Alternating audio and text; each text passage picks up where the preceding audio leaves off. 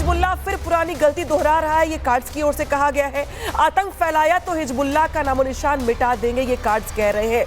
तो हिजबुल्लाह जो एक बार फिर से सर उठाने की कोशिश कर रहा है, उसको लेकर के यहाँ पे इजराइल के रक्षा मंत्री की ओर से बड़ा बयान दिया गया है और ये कहा गया कि हिजबुल्लाह फिर से पुरानी गलती दोहरा रहा है। आपको याद होगा 2023-24 का वो वक्त जब हिजबुल्लाह को लेकर जिस तरीके से इजराइल की ओर से रणनीति अपनाई गई थी, एक बार फिर से चूंकि हिजबुल्लाह इस मौके का फायदा उठा रहा है तो ये बड़ा बयान दिया गया है इजराइल के डिफेंस मिनिस्टर की ओर से। लेकिन हम बात कर रहे हैं सर पाकिस्तान की, वो पाकिस्तान जो अब चौतरफा घिरा हुआ है। हालांकि यहाँ पे तो अभी ईरान ने जिक्र भी नहीं किया पाकिस्तान के परमाणु बम का, लेकिन तू कौन मैं खामखा वाला हाल दिखाई दे रहा है। तो क्या पाकिस्तान को ये लग रहा है कि चूंकि ट्रंप खुद ही बैकफुट पर आ रहे, धीरे धीरे 2 हफ्तों का वक्त ले रहे हैं, ऐसे में जो मुश्किलें हैं वो पाकिस्तान की बढ़ रही हैं और टारगेट पर पाकिस्तान के भी न्यूक्लियर साइट्स हैं इजराइल के? थोड़ा अलग सोचता हूं मैं इसके बारे में, और मेरा मानना कुछ इस तरह से है कि ये जो जब सुबह सुबह 10 बजे 10 मई को पॉलिटिकल लीडरशिप को बाईपास करके अमेरिका के पॉलिटिकल लीडर्स ने, उनके एनएसए ने और लोगों ने बात जब की सीधा आर्मी चीफ से, तो बड़ा सरप्राइजिंग सभी को लगा था, मुझे तो खासकर बहुत ज़्यादा लगा कि ऐसा कैसे होता है। उसके 2 घंटे के बाद डीजीएमओ ने पूछा कि मुझे सरेंडर करना है, बात करिए, हमने मना कर दिया, हमने टेरर को एक्ट ऑफ वॉर किया और फिर 5 बजे हमने अपने टेबल पे उनको समझौता किया, जो हमने सीज फायर करवाया। देखिए, इसके साथ आपको जोड़ना चाहिए, कहीं ना कहीं अमेरिका को लगता है, पहले तो हम सब जानते हैं कि पाकिस्तान के जो न्यूक्लियर आर्सेनल्स हैं वो शायद उसके अपने बनाए हुए नहीं हैं और किसी ने उसको सुरक्षित रखा हुआ है। ये कौन है ये भी हम अब जान गए। यहां से हम बात शुरू करते हैं। नंबर 2, अगर ये क्लिंजिंग होनी है तो सीधा आर्मी चीफ को कॉन्फिडेंस में लेना और उसको फील्ड मार्शल बनाना, उसकी पीठ थपथपाना, उसको बुलाना और पॉलिटिकल जो लीडरशिप है पाकिस्तान की उसको अलग रखना, क्योंकि वहां पे क्रैक्स हैं, बातें लीक हो सकती हैं। सिर्फ आर्मी को एग्जैक्टली पता है, और वो सब ये चाहते हैं कि सिर्फ आर्मी के कंट्रोल में ही पता रहे, क्योंकि पॉलिटिकल लीडरशिप हमेशा वहां से चरमराती रहती है पाकिस्तान की। तो डायरेक्ट मिलिट्री से उन्होंने कांटेक्ट कर रखा है। और करना क्या चाह रहे हैं ट्रंप? लगातार चाय पानी, ये सब जो मिलिट्री परेड और ये लंच, ये क्या कर रहे हैं? मुझे लगता है कि उन्होंने उनको कहा है कि हमें यहां से, चूंकि लीक हो चुकी है, वहां पे विमान भी गए थे, मुश्किल है, खतरे में है पाकिस्तान का बॉम्ब भी, तो ईरान को तो क्लिंच कर देंगे वो। उसके बाद अप्रूवल से पाकिस्तान के जो बॉम्ब्स हैं उनको धीरे धीरे निकाल दिया जाएगा और पाकिस्तान कहेगा कि हम भी अब शांतिपूर्ण समझौते से रहना चाहते हैं। क्यों?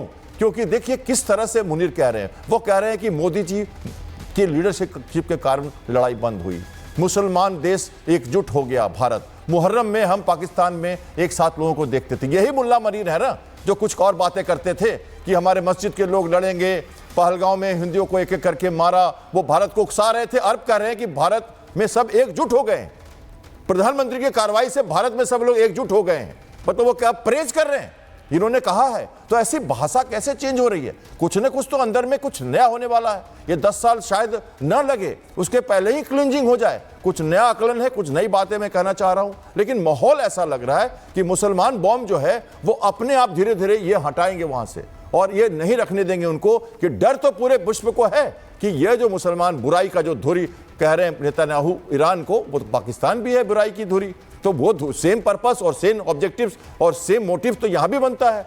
तो इसको हटाएगा कौन? आक्रमण नहीं लगता है मुझे होगा पाकिस्तान पर, क्योंकि दोनों सांप भी मर जाए, लाठी भी ना टूटे, तो अमेरिका यही करेगा। सर, मैं आपके पास लौटूंगी। एक बड़ी खबर बता दूं दर्शकों को, इजराइल के हाइफा शहर में भारी तबाही की जानकारी मिल रही है। ईरान ने हमले में हाइफा शहर को नुकसान पहुंचाया है। मिसाइल हमले से हाइफा में बिल्डिंग में तबाही हुई है। इजराइल के हाइफा शहर में जबरदस्त तबाही देखने को मिल रही है। तबाही की खौफनाक तस्वीरें आप देख रहे हैं अपने टीवी स्क्रीन पर। याद देखिए कैसे हाइफा शहर को टारगेट पर रखा गया और यहां पर ताबड़तोड़ बमबारी की गई है। और लगातार बीते दिनों से हम देख रहे हैं उन जगहों को चिन्हित करके अटैक किया जा रहा है जो इजराइल के लिए बहुत ज़्यादा इम्पॉर्टेंट है। निपुण आलम बयान सर, मैं आपके पास आना चाहूँगी, समझना चाहूँगी कि अब तो ईरान का हिजबुल्लाह भी खुलकर सपोर्ट कर रहा है और उसका एक स्टेटमेंट सामने आता है कि इजराइल ने ईरान की संप्रभुता के साथ खिलवाड़ किया है। इसका क्या मतलब है? और दूसरा ये कि जो लंचेज और ये पूरा चाय पानी वाला सिलसिला चल रहा है ट्रंप के साथ पाकिस्तान का, उससे आप क्या कुछ देखते हैं? देखिए, हिजबुल्ला हो, हुतीज़ हो या हमस हो, इसको लेकर ही तो कहा जाता है ईरान को रोग स्टेट। जितना वेस्ट लोग कहते हैं रोग स्टेट का हिंदी में ना दुष्ट राज्य। वो राज्य जो अपने लिए नहीं दुनिया के लिए ट्रबल क्रिएट करते हों, आतंकवाद को सपोर्ट करते हों और जो न्यूक्लियर वॉर हेड्स हैं उसको अपने पास लेने का प्रयास करते हैं और बाद में कहीं ना कहीं फियर होता है कि उस प्रकार के नॉन स्टेट एक्टर को क्या करें, वो वेपन दे दें।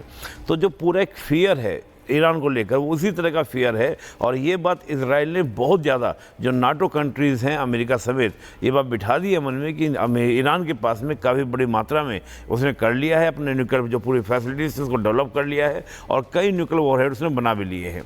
तो एक तो ये वाली बात है। दूसरा, आपने पाकिस्तान का जो कहा मुनीर वाली बात को, देखिए अमेरिका का पाकिस्तान को लेकर हम आज़ादी के समय से देखें आज तक देखें, अमेरिका ने पाकिस्तान को यूज़ किया है उसकी लोकेशन के कारण। जो उसकी लोकेशन है उसको मैं हमेशा बोलता हूं कि वो एशिया का एक चौराया है, जहां से आप जा सकते हैं ईस्ट एशिया, जहां से आप जा सकते हैं सेंट्रल एशिया, वेस्ट एशिया और साउथ एशिया। ठीक है सर, रोक रही हूं मैं आपको यहाँ पे। इस बीच बड़ी खबर आ गई, खबर का रुख कर लेते हैं। ईरान के अराक हेवी वाटर रिएक्टर की सैटेलाइट तस्वीरें सामने आई है, जहां पे इजराइल के हमले में अराक हेवी वाटर रिएक्टर तबाह हो गया है।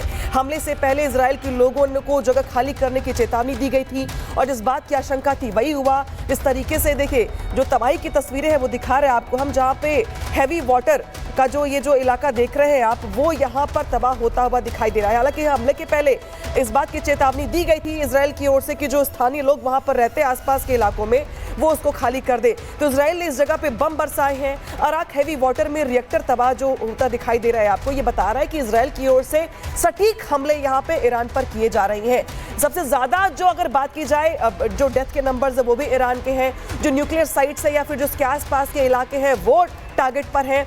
और दो तस्वीरें आपकी टीवी स्क्रीन पर आ गई हैं, जहां पे देखिए हमले की जो पहले की तस्वीर है वो क्या है और हमले की बाद की तस्वीर वो क्या है। ये बताता है कि इजराइल को ठिकाने पता है कि कहां पे ईरान के जो न्यूक्लियर साइट्स हैं, चाहे वो इलाके कौन से हैं जो कि ईरान के लिए समय काफी ज्यादा महत्वपूर्ण है। मिस्टर समलपाल गुर, मैं आपको इसमें इन्वॉल्व कर रही हूँ, शामिल कर रही हूँ। जिस तरीके से इजराइल की ओर से हमले किए जा रहे हैं, बाकी मिडिल ईस्ट के देश क्या सोचते हैं, क्या चाह रहे हैं, क्या स्ट्रेटजी है उनकी, ये तो बात की बात है। लेकिन इजराइल की ओर से जो हमले किए जा रहे हैं वो बताने के लिए काफी कि इजराइल जो कह रहा है कि हमें पता है कि खामनेई कांची पे बैठे हैं, हमें पता है कि यहाँ पे इनकी न्यूक्लियर साइट्स कहाँ पे हैं। तो ये हमले बता रहे हैं कि इजराइल को हर जगह की, हर ठिकाने की जानकारी है। अब ये और बात है कि निशाने कितने लग पाते हैं, कितने नहीं। बिल्कुल, जहाँ तक देखें जो ऑनलाइन इंटेलिजेंस सोर्सेज हैं उसमें तो फोटोग्राफ्स भी डिस्कवर हुई हैं। जो ईरानियन फोर्सेज ने डिस्कवर किया है कि स्पाइक मिसाइल्स के पोर्टेबल लॉन्च पैड्स मतलब मिले हैं ओपन डेजर्ट में, जिसकी मदद से इन्होंने मोबाइल रॉकेट लॉन्चर्स को डिस्ट्रॉय किया था कुछ घंटे पहले इजराइल एयरफोर्स के ईरान में हमले से पहले। तो देखें, जो इजराइल दावा कर रहा है वो 101% सही है, क्योंकि बड़े सालों से मुसाद का एक ही मकसद था और हमेशा रहेगा कि मुस्लिम कंट्रीज को परमाणु बम से मुक्त रखना।